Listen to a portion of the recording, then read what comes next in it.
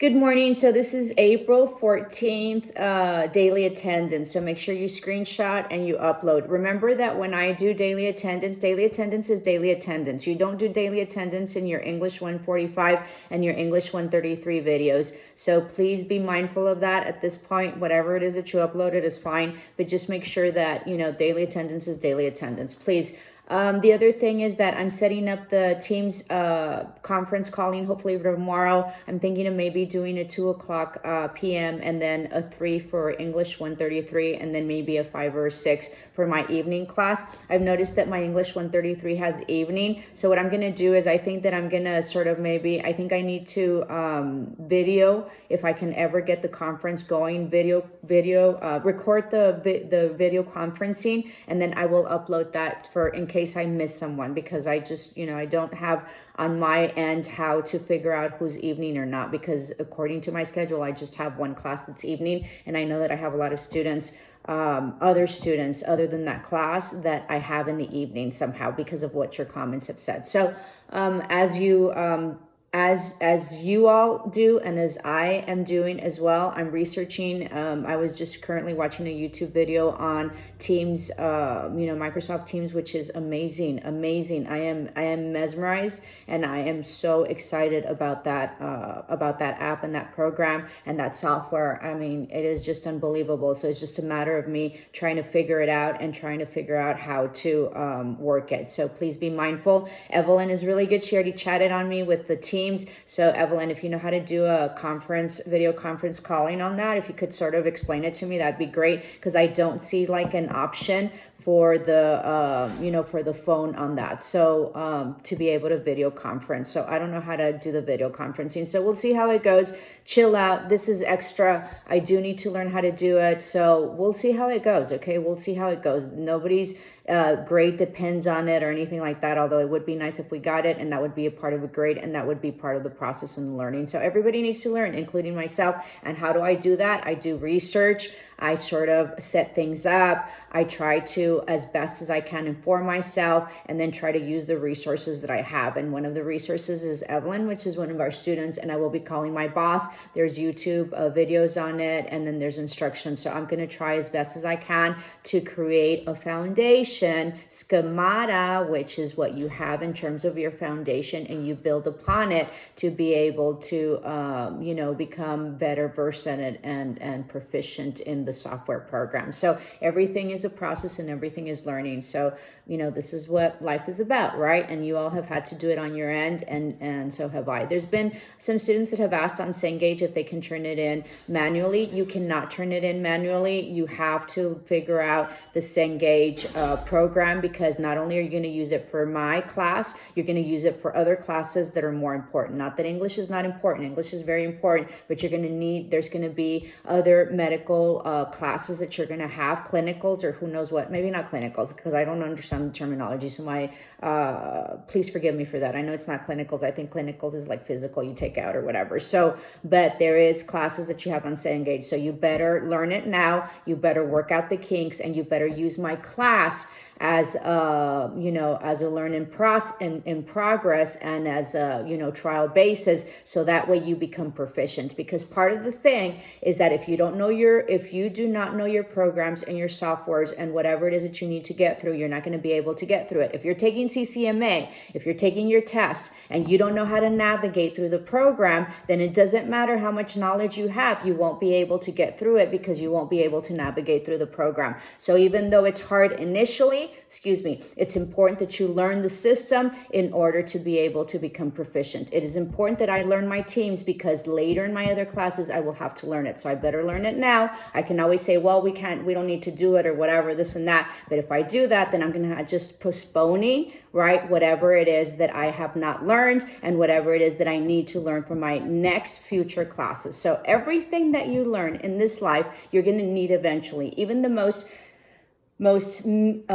minimal and menial things that you think you will never learn and never understand and never use again, you will. You might not use them right away, but you're going to use them later. So I'll try to figure that out. And if I don't, then I'll try for for next week, but I'm going to try my best to figure that out today. Okay, so chill out. You should be getting an invite. I know that there's some email students that I didn't have on my email, but then you all corrected and said you did. So we'll see how that works, okay? The other thing is that I had a lot of nightmares last night. And remember that I'm a dream interpreter. So it was really, my nightmares had a lot to do with being restrained and not being able to flow, with liberty and ease and freedom, right? So it is because of the constraints that we have. So be mindful of that, because obviously it's really, affecting our psyche is really what I've noticed. And we can go out, I'm planning on going out. I really want to thank Andrea. I mean, the tea has been unbelievable. I think I'm going to do it as part of my diet. So that way, at least for this time, I can have those antibiotics.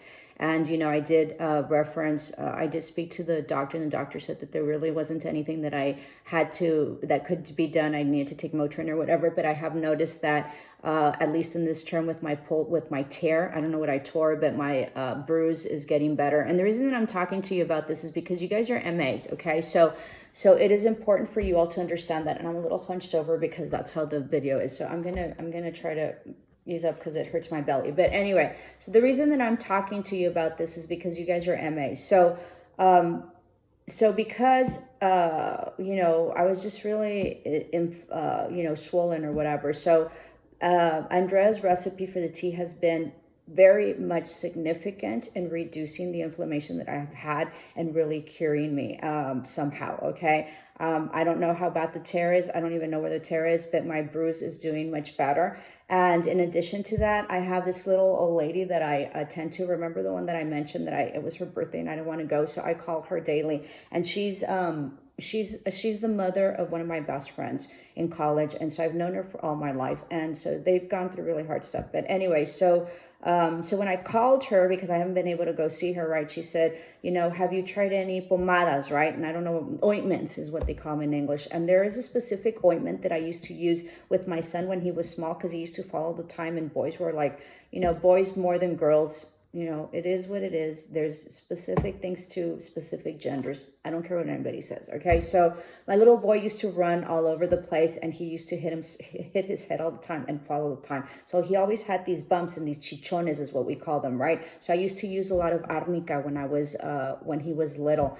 And so when she told me that, she didn't want to tell me what to use because, people are always hesitant to tell you what to use, or maybe this helps. And then because they're like old style type deals like holistic and things that, maybe are not scientifically based, who knows, right? So she didn't want to tell me. So I remembered. So I was grateful for that, because what I did is I sent my daughter out, because they're the ones that do the shopping, because I don't go out, because remember I have asthma. So she brought me arnica, and I don't know what that is. And it's on the Mexican section. It usually Walmart and usually Walgreens has it. And it's very interesting about those two stores, but this isn't a math class and this isn't a business class, but I won't relate it to it. So between my tea, my ginger, garlic, honey, mint, and lemon tea that I've been taking in ayunas. I don't know how that is in English. When you don't eat breakfast before, I don't know what the terminology is called, but in ayunas, before you have anything in your stomach, I drink it.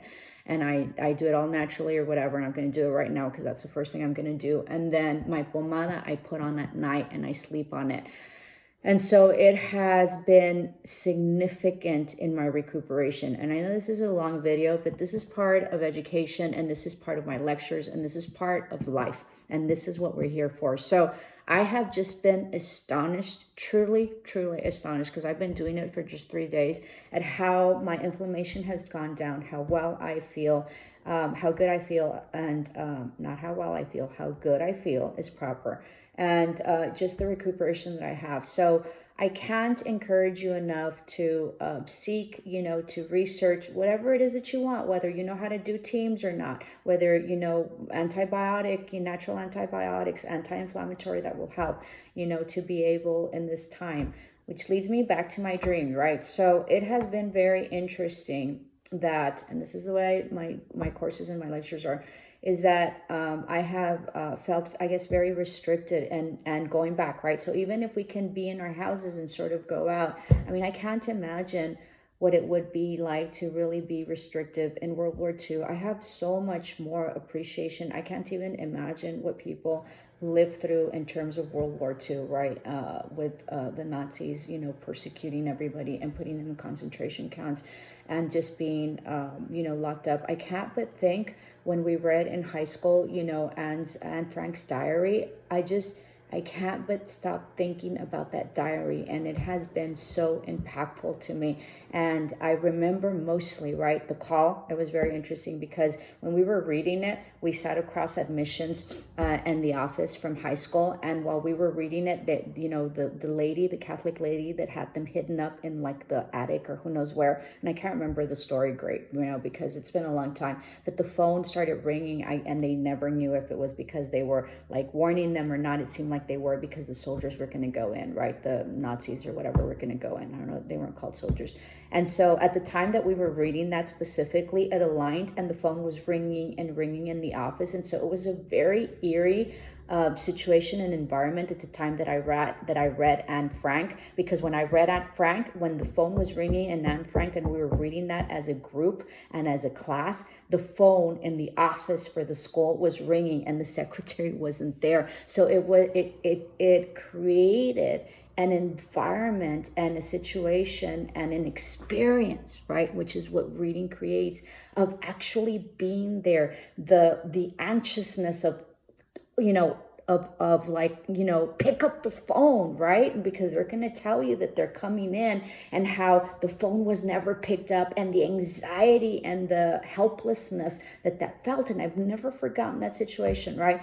So so that's one of the things that I was remembering. The other thing that I was remembering is that there was two families, right?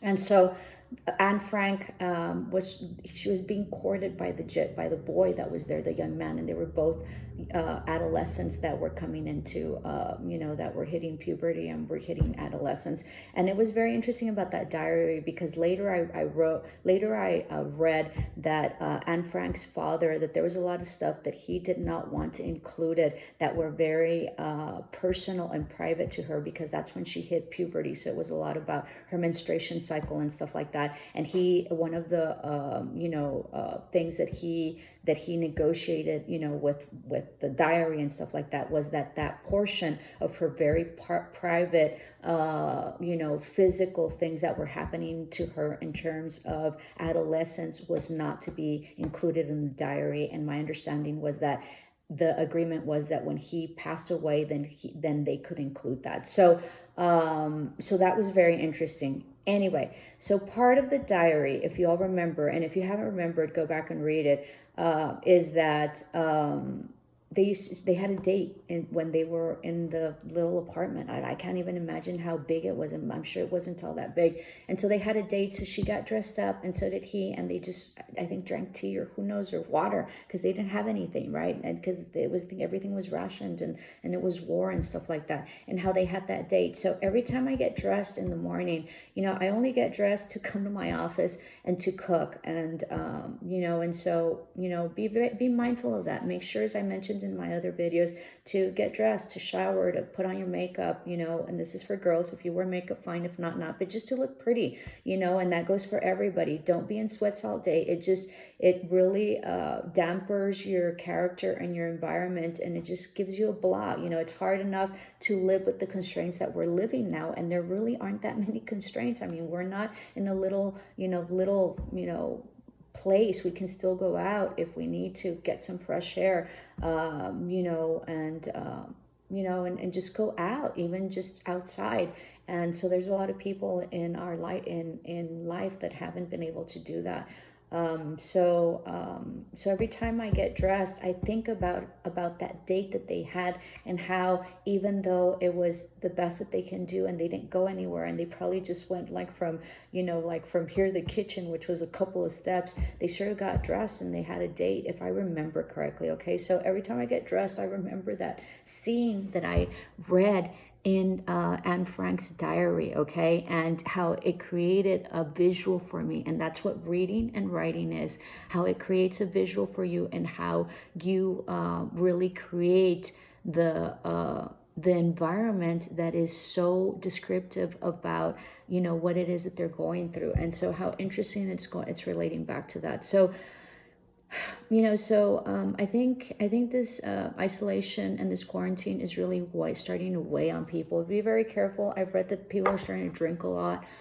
It's very easy to get really bad habits. I know for me, for one, I've been eating a lot, and I've been eating a lot of stuff that I'm not supposed to, that I don't even eat. That I guess it's, you know, nervous eating, or you're bored or whatever. So I've also been watching a lot of YouTube videos, which is not good, because that's one of my addictions and bad habits or whatever. I don't know if it's called an addiction. So this very long video is about you trying to be well, and you trying to be with yourself, and you trying to be aligned. And it is through inner peace and through acceptance. And I'm going to do a video on acceptance, but I haven't been able to articulate it, of the situation, and be completely surrendered to it, right? That will help you move through this time, which is, at least for me, taking a toll already, because I could feel it I could see it in my dreams, which was very interesting. So today, your assignment, and for those of you who don't have me, is, what are you grateful for? And what I usually have is grateful for. So I usually do a run after we do our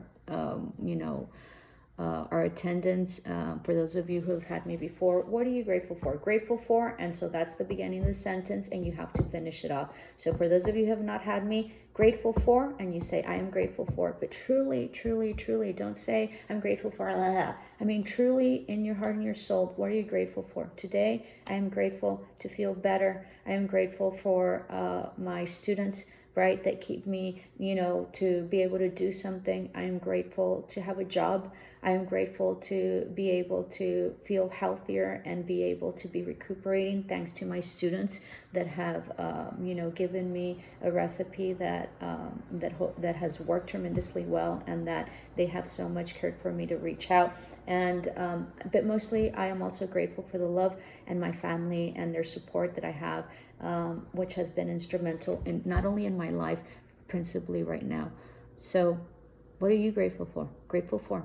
So like, share, and comment you're grateful for, and truly think about it. Make sure you're working on your final. You should be working on your final about the impact that the quarantine, the COVID-19, and the self-isolation has had on you. What is it that you've learned, and what is it that you really want to talk about? You know, whatever the impact has been. So be able to write that. Remember, it's a 2-pager, and I hope you're working on that. So it's not like you don't have any work for me. You have to be working on your midterm, and that is due on Thursday. Many blessings, love and light. Stay strong. Ciao.